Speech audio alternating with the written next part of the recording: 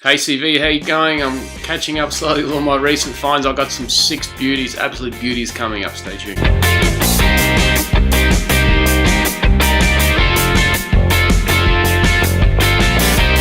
actually Monday here today. I'm recording. I've taken the day off. It's my son's 17th birthday today, so just spend a little bit of R&R, I guess, and celebrating his birthday. So cheers to you, Josh. Hello to Grandma's Handbag. You're probably wondering what this is. This is just, look, it's just a substandard Bourbon Hogs 3, I think it's called, on sale at Dan Murphy's. And, yeah. Hope everyone's well.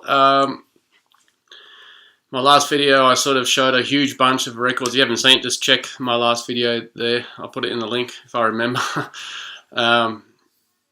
Yeah, I sort of rushed through that, but there's quite an awesome collection of stuff there that I just needed to get out because my, this is what I call my inbox is getting too full. And so basically what I do is records come in, they come into one section of the inbox, I then clean them in the spin clean, they get re-sleeved and put there ready to put on video before I move them into my main collection. So I've got to catch up, but I just want to show some amazing finds. Incredible, really. I've been getting some really amazing stuff, exploring some new music and really loving what I'm finding, so I just want to share that with you. So first one's on the turntable at the moment, but I've got it turned down so I don't get copyright issues on YouTube. And it's this one here. It's my latest Neil Young album, Zoomer. Neil Young or Crazy Horse. And yeah, I love the cover. Cartoon sort of cover.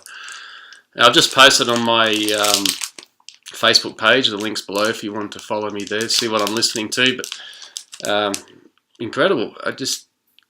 Anything from Neil Young, particularly Crazy Horse, is just unbelievable. I mean, those blokes and the musos, I don't know a lot about the inside out of Crazy Horse, but geez, when they came together, they can sure play. And I bet most of the stuff was recorded, really quick, really quick. But I mean, you can hear that. Yeah, they're not sitting in the studio days and days per track. It's good raw stuff, and then it's like they're sitting around together, jamming in a room and just hitting the record button, and that's it. So good stuff, Neil Young. The next one, I've got 2 from this band. I've only played one of them so far on vinyl, which is this one, Lights Out by UFO, another British prog rock band on the Priceless label.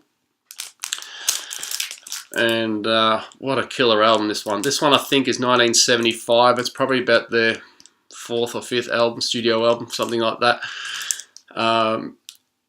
Even though it is their 4th or 5th, and usually with these prog rock bands, the first 3 or 4 are killer albums, and then it maybe peters off, but not this one. Not this one at all. The second last track, the title track's the last song on side 1. The second last song on side 1 is a real killer ballad. I don't have it here, excuse me.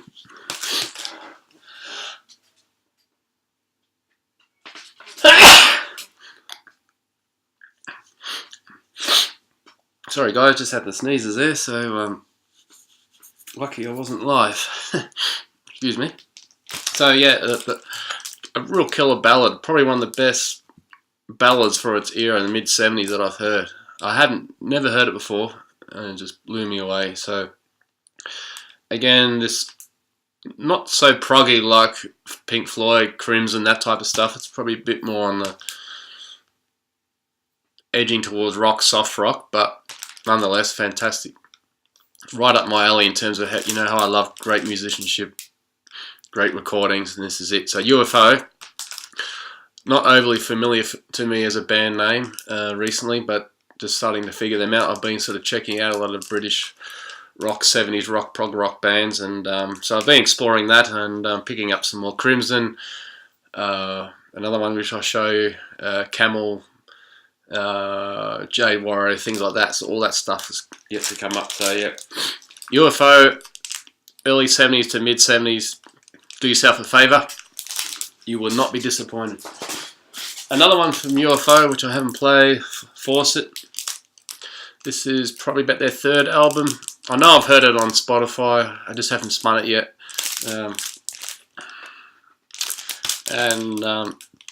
I think this one's even better than the one I showed you, so UFO. The next two I've got from another British prog rock band.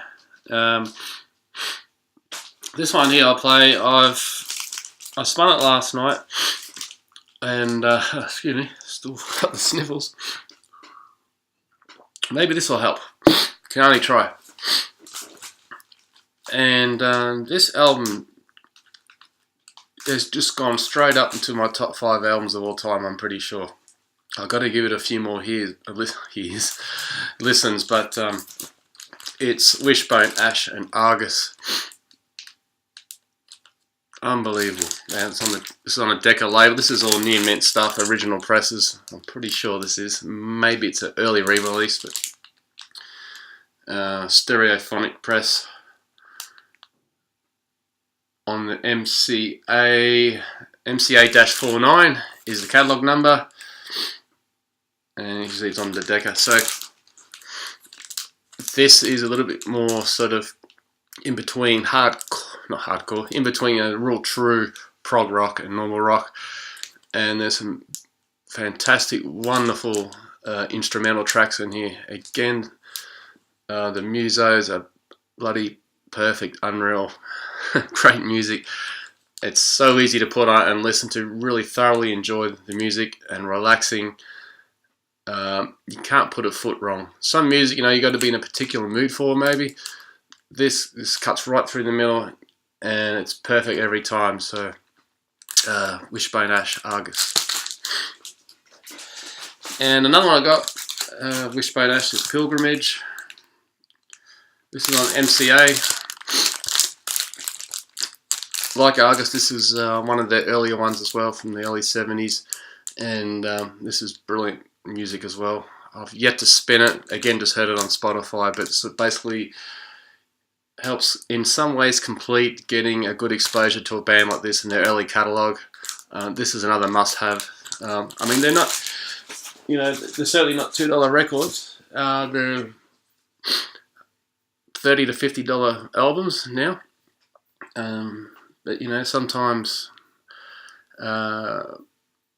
getting fantastic, great albums like that to your collection, I mean, you're going to listen to them more times than most other stuff, so, and you're going to get your money's worth, and yeah, well, I'm happy with it. So, lastly, in this recent lot, Frank Zappa, one of his earliest, Chunga's Revenge. Great album cover. Not sure what he's doing below down there, but I reckon he's got the guitar in hand and really giving it. And this is also on Reprise, which is the same as Neil Young, of course. And this is not as out there as I've discussed in previous videos about when Frank's with the Mothers of Invention. This is, I mean, it's a little bit quirky in little bits, but it's more him, a little bit more focus on his brilliant guitar playing, which doesn't get spoken about a lot sometimes. You kind of talk about great guitars, you don't hear Zappa as much. I remember when I was a teenager, Zappa was mentioned a lot more. I don't know why, not so much now, but good stuff. And I think I mentioned earlier, I did listen to a podcast recently with his daughter, talking about the days when Frank was recording and working downstairs at their house, and he was there forever, and quite focused on what he was doing, and really didn't have much time for his family or much else that his daughter mentioned. He was very serious about his recording, and of course very experimental as well, so he spent a lot of time exploring, pushing the boundaries of sound back then. So just a must have for the collection. So there you go, some absolute beauties there. Do you have any UFO? Are you familiar with UFO or some of those other British prog rock? What do you like? Do you like Camel, UFO, Floyd, Crimson, all that? Who do you love?